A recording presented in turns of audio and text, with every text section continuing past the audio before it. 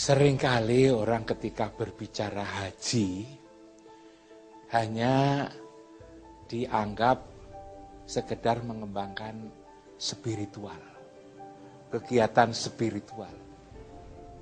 Itu disebut dengan haji itu. Padahal menurut hemat saya, lewat haji itu seharusnya mengembangkan berbagai macam aspek kebutuhan manusia. Baik itu intelektual, sosial, dan juga ritual itu sendiri. Bahkan juga kehidupan yang lain pada umumnya. Tatkala kita haji, yang kita lakukan salah satunya adalah tawaf. Tawaf. Ketika tawaf, orang-orang lalu kemudian pada mengelilingi Ka'bah itu, memang tawaf itu adalah mengelilingi Ka'bah. Tapi sesungguhnya harus diberikan semacam pemahaman. Apa sebenarnya yang bisa kita tangkap dari kegiatan tawaf itu?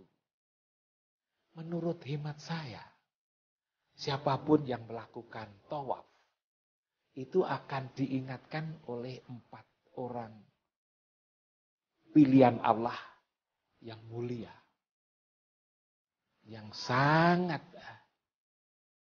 seharusnya dihormati dan dijadikan pedoman. 4 manusia mulia pilihan Tuhan itu siapa? Yang harus kita ingat tatkala kita tawaf.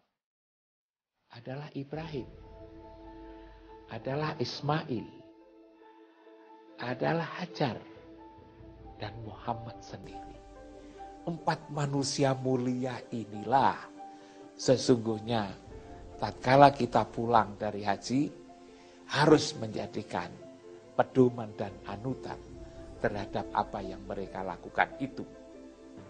Bahkan saya seringkali mengatakan bahwa umat Islam itu berkiblat ke salah satu ialah Ka'bah itu, bangunan Ka'bah itu. Bangunan yang sangat monumental maksud saya, ialah Ka'bah.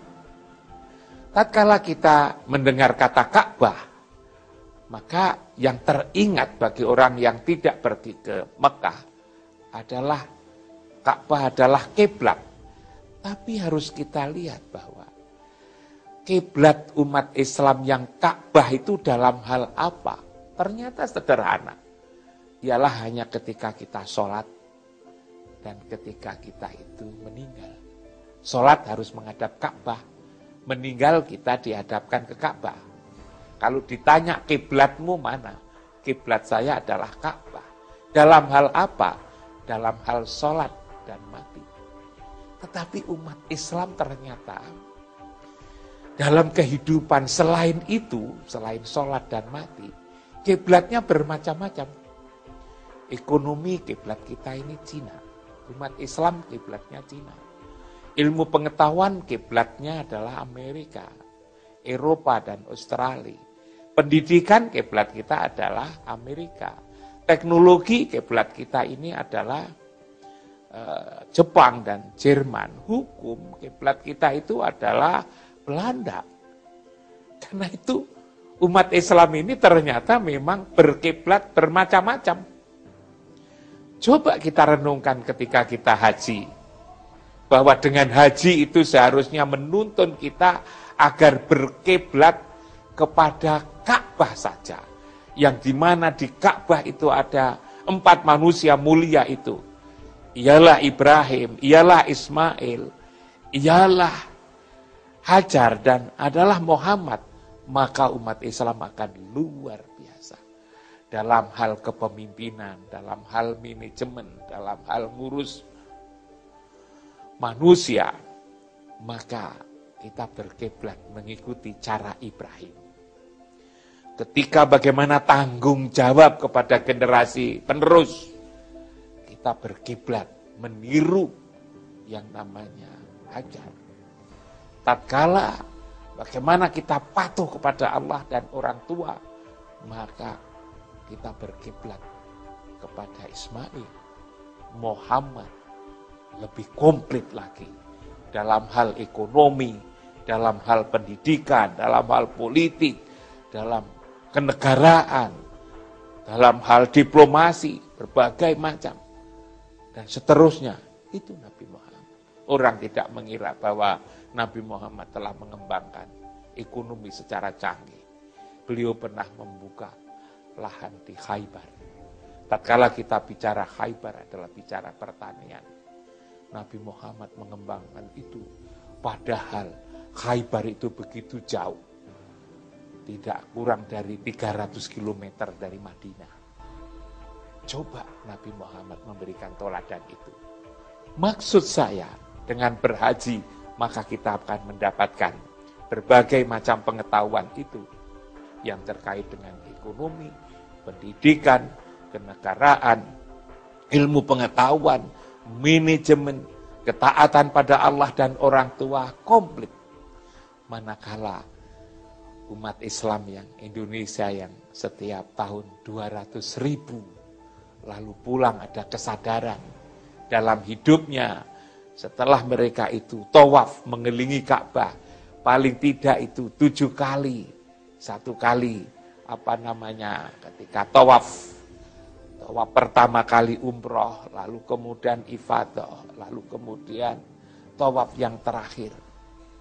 Itu 7 kali, maka melahirkan kesadaran bahwa kita harus meniru perilaku watak manusia mulia 4 itu, maka haji akan memberi manfaat yang luar biasa. Kita berkiblat ke Ka'bah tidak hanya dalam hal sholat dan ketika mati, tetapi adalah dalam segala seluruh kehidupan. Assalamualaikum warahmatullahi wabarakatuh. Bismillah, walhamdulillah, wassalatu wassalamu ala rasulillah. Saudara, umat manusia itu dituntut adalah untuk melaksanakan ibadah oleh Allah Subhanahu wa ta'ala. Dalam ibadah tersebut kita juga melaksanakan berbagai macam kegiatan-kegiatan dalam rangka mendekatkan diri kepada Allah. Kita kenal perbuatan-perbuatan yang baik mendekatkan diri kepada Allah itu adalah amal soleh.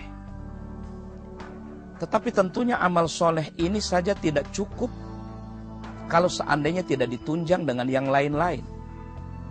Antara lain adalah apa yang kita makan.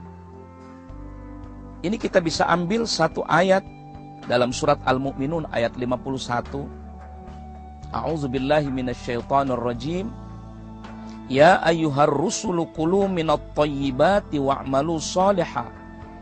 Inni bima ta'maluna alim. Wahai para rasul, makanlah oleh kalian semua minat thayyibat. Apa-apa yang thayyib, apa-apa yang baik, apa-apa yang halal. Wa'malu shaliha, dan beramallah kalian amal-amal yang baik. Inni bima ta'maluna alim. Sesungguhnya terhadap apa yang kalian lakukan aku mengetahuinya. Saudara, kita perhatikan ayat ini. Ternyata Allah mendahulukan kulu min thayyibat. Kita diperintahkan oleh Allah untuk makan yang thayyib dulu. Barulah Allah mengatakan wa'malu shaliha. Barulah Allah kemudian menyatakan wa'malu shaliha. Beramallah soleh. Ini artinya apa? Bahwa amal soleh itu tidak ada manfaatnya kalau seandainya apa yang kita konsumsi itu adalah tidak dihalalkan oleh Allah. Jadi kita bisa tarik kesimpulan bahwa yang namanya makanan yang kita konsumsi setiap hari merupakan persyaratan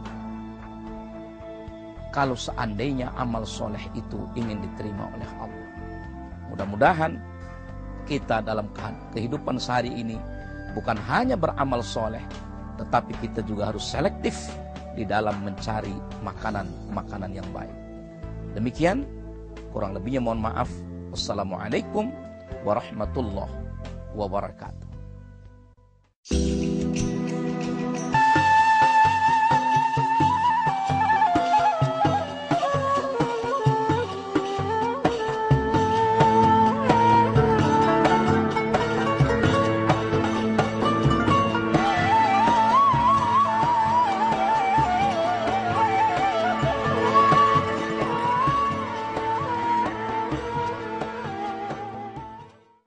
dalam peristiwa perjalanan beliau menuju ke ke Syam, ketika perjalanan yang kedua itu, beliau seringkali juga dinaungi oleh awan. Sehingga ini satu bukti